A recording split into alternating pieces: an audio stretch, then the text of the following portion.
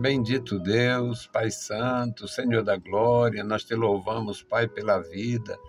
Bendizemos a Ti, Senhor, pela salvação em Cristo Jesus.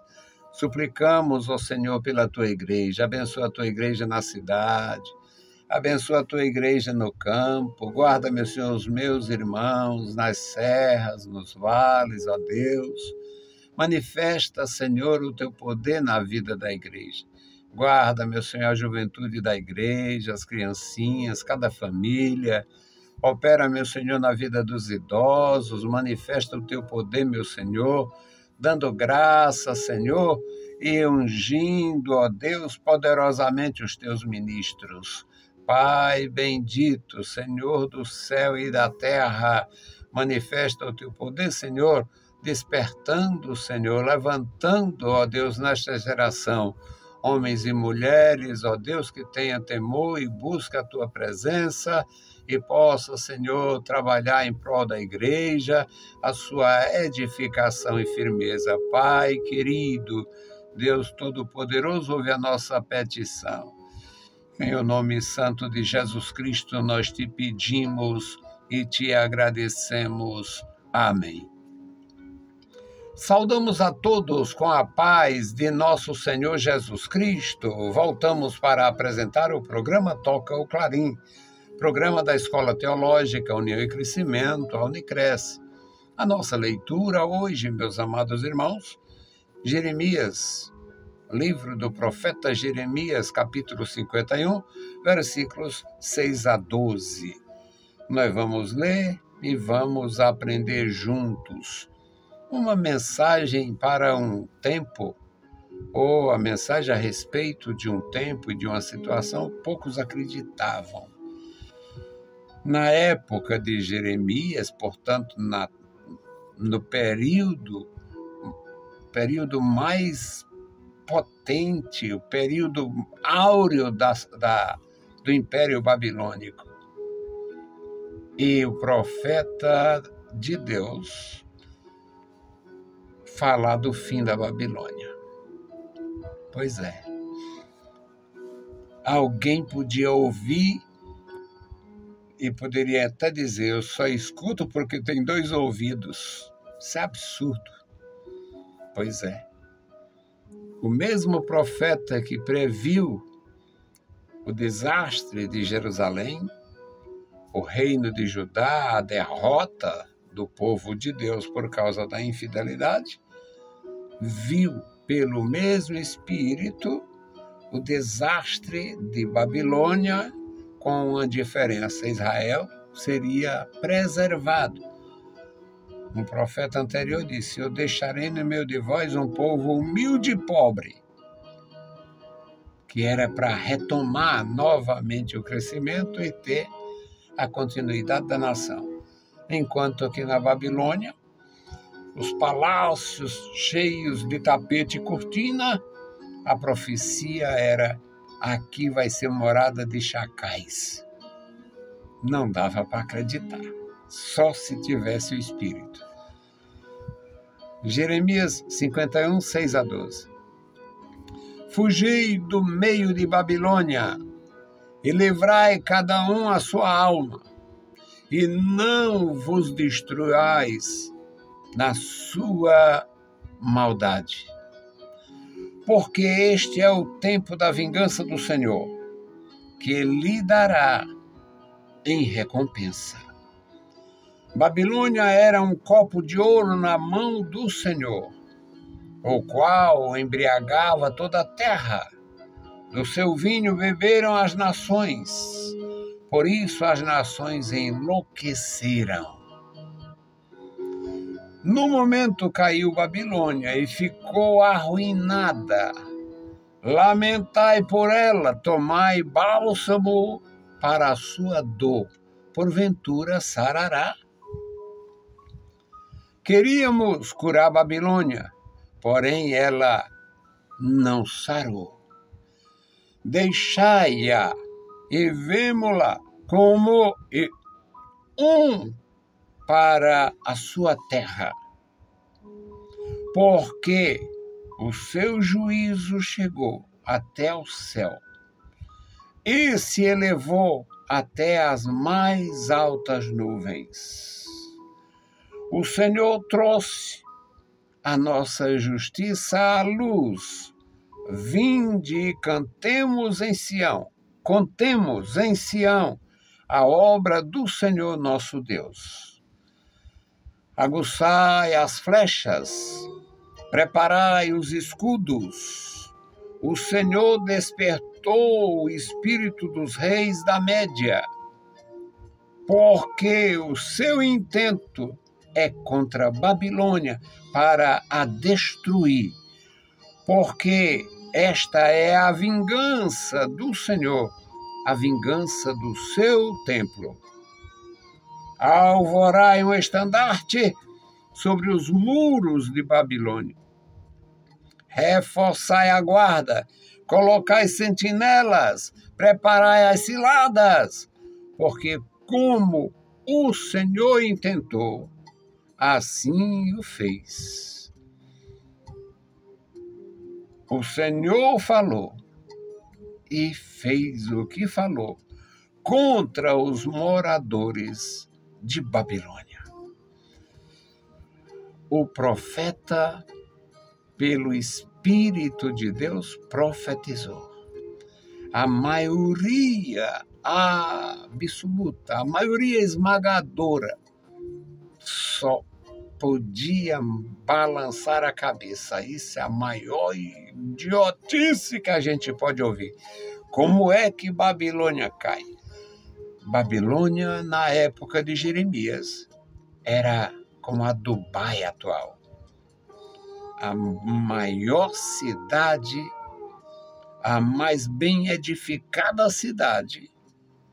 Era uma glória. É tanto que o rei disse, olha que eu fiz tudo isto, fui eu.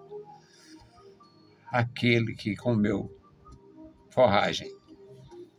Querido Deus, Pai Santo, Pai bondoso que está nos mais altos céus, nós estamos em Tua presença. Ó Deus fiel e santo, obrigado, meu Senhor, pela leitura em Tua santa palavra. E agora fala conosco, fala com os meus irmãos, opera maravilhas. Nos dá graça e entendimento, Senhor, sobre este amor profundo e a verdade santa, Senhor, para o nosso coração, para o nosso ensino. Deus bondoso, ouve a nossa petição. Em nome santo de Jesus Cristo te pedimos. Amém. Meus queridos irmãos, é necessário ouvir a voz de Deus. O Senhor Deus fala. O Senhor Deus usa os homens. Os homens foram criados como a coroa da criação. O ser humano, a humanidade, o homem no aspecto antropos, o gênero humano, foi criado como a coroa da criação. O homem representava Deus. É tanto que Deus deu toda a autoridade ao homem. Tudo que o homem nominou, tudo que o homem identificou, classificou, Deus aprovou 100%. Não tem uma reprovação do Senhor em relação ao que o homem fez na natureza. Mas Deus ensinou o homem a plantar. O homem aprendeu a plantar e cultivar a terra. O homem aprendeu a trabalhar. Deus orientou Noé para fazer um navio. A arca do Noé era um navio de uma categoria altíssima. Tem dezenas de nações que não tem estaleiro capaz de fazer uma obra daquela. Deus ensinou. E como foi feito? Da forma que Deus ensinou. Ele tinha ferramenta para fazer aquilo. Ferramenta rudimentar.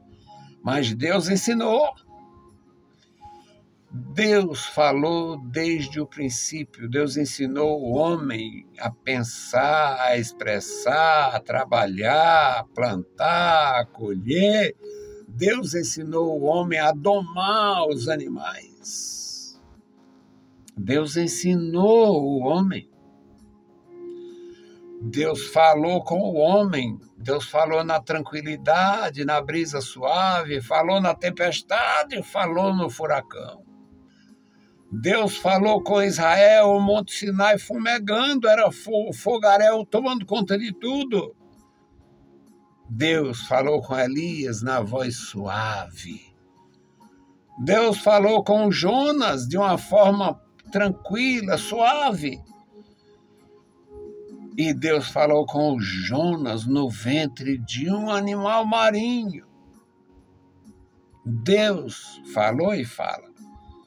Deus falou a respeito do seu povo. Seu povo seria julgado. E a espada de Deus estava na mão do Nabucodonosor. Deus enviou os profetas, olha, faça assim, se entregue. Deus queria julgar aquele rei que tinha colocado seu interesse acima das coisas de Deus, a sua família acima das coisas de Deus, seus princípios, a sua emblema real, sua autoridade real, seus conselheiros, sua estrutura. Toda a sua estrutura estava acima de Deus, no seu conceito nocivo. E Deus diz, não é assim não, não é assim não. Olha, faça assim. E Deus enviou os profetas. Jeremias foi um profeta sofredor, apanhou, levou mãozada na cara, foi preso, ameaçado várias vezes. Mas eles não entenderam, não quiseram, não aceitaram e a destruição chegou. Babilônia era o chicote do mundo. Aí fez, arruinou, destruiu, fez tudo, até o que não era para fazer. Não era para ter destruído o templo de Deus. Não era para ter danificado a terra. E eles, o cerco de muitos anos, a primeira coisa que eles faziam no cerco era desmatar. Imagina árvores que passavam 15, 20 anos, 50 anos para crescer. Chegava a guerra, eles desmatavam para evitar que as pessoas tivessem lenha, tivessem combustível, tivesse alguma coisa. E eles destruíam a plantação. Naquela região, naquela área, muita plantação, muita árvore, árvore centenária e, quem sabe, árvore milenar. Grandes oliveiras, muitas figueiras, tudo que tinha sido uma fartura para Israel, eles destruíram. Foram além de juízes, eles foram algozes. Aí chegou o tempo da vingança. E Deus disse, Deus avisou.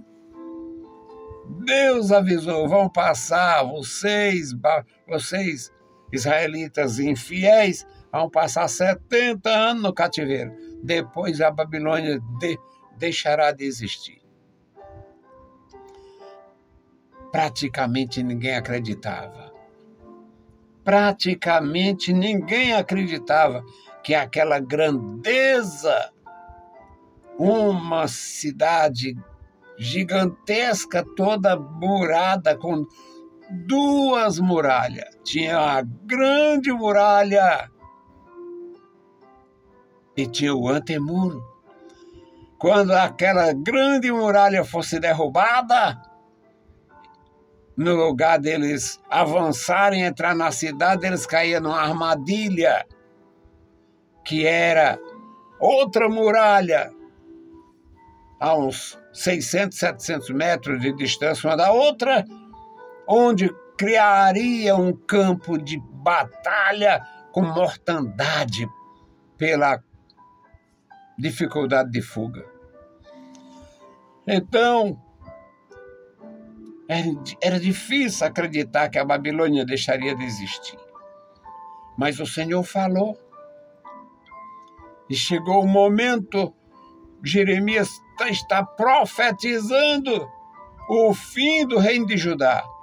E já está prevendo o fim da Babilônia, que iria acontecer cerca de 100 anos depois. Aí, nesta leitura, Jeremias 51:6, fugi do meio de Babilônia e livrai cada um a sua alma. Ou seja, a coisa vai pegar. O negócio vai ser pesado, porque é a vingança do Senhor. É a recompensa pela maldade da Babilônia, por ter destruído o que não era para destruir. Babilônia era um copo... Aí a comparação linda, né? A Babilônia era um copo de ouro na mão de Deus. Era a taça de ouro real. Por que isto? Porque Deus é o Rei das Nações. É Deus, foi Deus que criou, é Deus que sustenta. O ímpio não acredita, não aceita, não entende, mas não muda nada em Deus. A Babilônia era um copo cheio, era uma taça de ouro, era uma taça de vinho. Mas com esse vinho, no lugar de alegrar, embriagou o mundo. Embriagou o mundo com a idolatria. Está aí a Babilônia católica. Está aí a Babilônia romana. Está aí a Babilônia que agora não tem mais nem identidade. A Babilônia hoje vai ser toda a desgraça da idolatria com toda a perversão do falso evangelho. Tudo igual. No versículo 8 diz, no momento caiu Babilônia. Mas, meus amados irmãos, que coisa extraordinária. A Babilônia, um luxo, Israel ainda ia passar 70 anos lá, os medos e persas iam tomar a Babilônia e governar ainda de dentro dela, pelo poder que ela era, pelo o poderio que ela representava. E o profeta diz no versículo 8, no momento Babilônia caiu. Porque Deus é assim. Deus vê antes que aconteça, Deus dá a receita. Deus diz o que vai acontecer, como se já tivesse acontecido, porque para ele já é fato. No momento caiu Babilônia e ficou arruinada. Lamentai por ela. Aí entra um sarcasmo da parte do profeta. Tomai bálsamo. O bálsamo era uma planta, uma árvore. Era um tipo de vegetação usado como remédio. E ele diz, tomai bálsamo para a sua dor. Porventura, talvez sare. Quem sabe? Haja remédio, haja cura.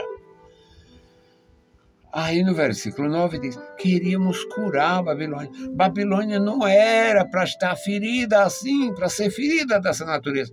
Queríamos curar a Babilônia, porém ela não quis.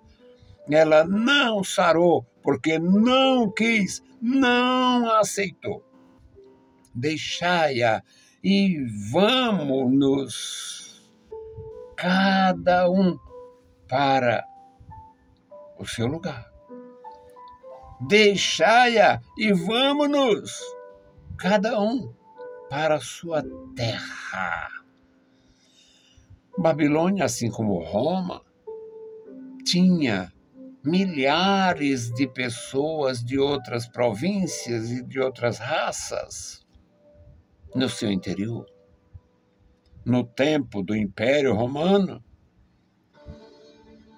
mesmo não tendo lá o Instituto de Pesquisa, mas os estudiosos se arriscam e dizem que quase a metade da população era estrangeira, era escravo e era de outros povos, de outras nações. Porque entre os romanos não podia ter escravo. Patrício não era escravo, não tinha. Era impossível alguém ter escravo romano.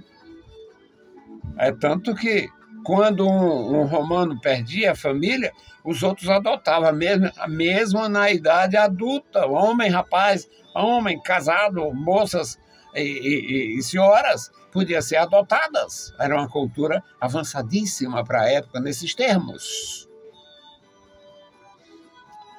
Aí o Senhor diz no versículo 9 que o pecado, o juízo contra a Babilônia é porque a sua maldade tinha chegado até as nuvens, tinha chegado ao céu.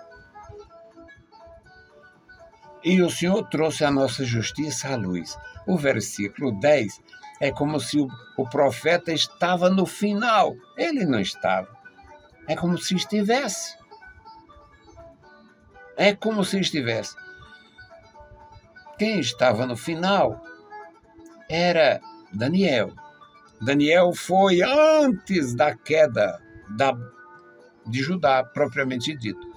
Antes da prisão do rei, eles levaram os príncipes, levaram muita gente, levaram os profissionais liberais da época, os ourives, os ferreiros, que era para evitar que o povo se organizasse. Aí o Daniel viu o fim do cativeiro. Ele disse: entendi pelos livros que tinha terminado. Mas o Jeremias, que já era mais velho do que Daniel, o Jeremias e o Ezequiel e outros não viram. Mas é como se estivesse vendo. Ele diz no versículo 10, o Senhor trouxe a nossa justiça à luz. Vinde e contemos em Sião o que o Senhor fez. Contemos em Sião as obras de Deus, o que Ele fez. Aí, novamente, um pouco de sarcasmo, nos versículos 11 e 12. Aguçai as flechas, preparem-se, lá vem chumbo. Aguçai as flechas, preparai os escudos. O Senhor despertou o espírito dos reis, o profeta Jeremias, que é muito provável que nunca viu nada sobre os persas, nunca leu nada sobre os persas. O Espírito de Deus falando. O Senhor despertou o espírito dos reis da Pérsia, ou seja, Deus inflamou os seus sentimentos, os seus pensamentos, seus corações, para eles intentarem contra o Império da Babilônia. Porque o seu intento é contra a Babilônia, para destruir. Porque esta é a vingança do Senhor em relação ao seu templo. Nem era para Judá ter sido destruída em tudo, e foi destruída porque o rei não aceitou a palavra de Deus. E a Babilônia talvez não fosse destruída em tudo, mas eles agiram com vingança contra Israel. O cerco fez eles se sacrificarem muito. Imagina o sujeito ficar quase 2 anos, foram cerca de 21 meses. Quase 2 anos dormindo no relento, ou seja, passando a noite no relento. Ninguém tirava os olhos da cidade, dos portões da cidade, vedado, não entra ninguém. Não entra e não sai. Se sair, a gente mata, e se entrar, a gente invade também. Não tinha nada, comunicação nenhuma. E o povo morrendo lá dentro. Morrendo de fome, morrendo de doença. Agora, o profeta deixa claro o porquê. É a vingança do Senhor por causa do seu templo. E no último versículo, ele diz: alvorai o estandarte sobre o muro. Levante a bandeira, bota o muro em cima do muro de Babilônia. Reforce as guardas, reforçai as portas, colocai sentinelas, e prepare, porque o Senhor intentou,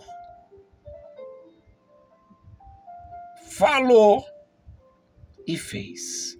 O Senhor intentou e assim fez o que tinha falado contra os moradores de Babilônia.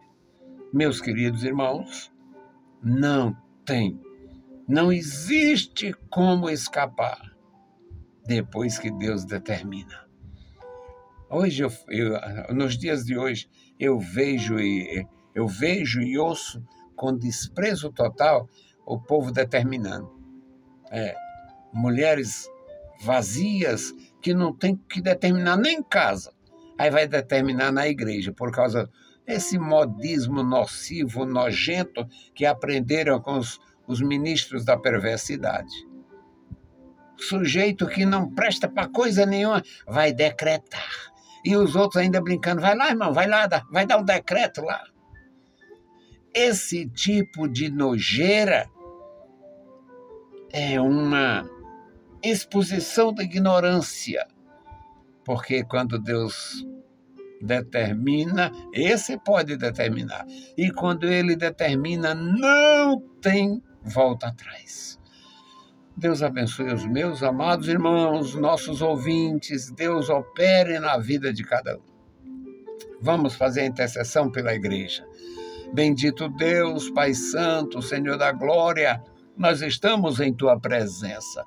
Obrigado, Senhor, pela Tua bondade, pelo Teu amor, pelo Teu perdão, pela Tua graça manifestada, revelada em nosso Senhor Jesus Cristo. Agora, Senhor, suplicamos pela Tua igreja no Brasil e no mundo. Guarda a Tua igreja, guarda os Teus filhos, guarda os Teus servos, guarda os Teus ministros. Dá graça a cada um, Senhor. Opera no coração da igreja, Senhor, para que todos recebam, ó Senhor, a graça, a instrução e conscientização para Te amar e Te servir. Amado Deus, guarda os meus irmãos, operando em cada vida. No santo nome de Jesus Cristo, nós Te pedimos. Amém. Saudamos a todos com a paz de nosso Senhor Jesus Cristo. Se o Senhor permitir, a gente volta. Deus nos abençoe. Leiam a Bíblia Sagrada e a graça de nosso Salvador repouse sobre vós. Amém.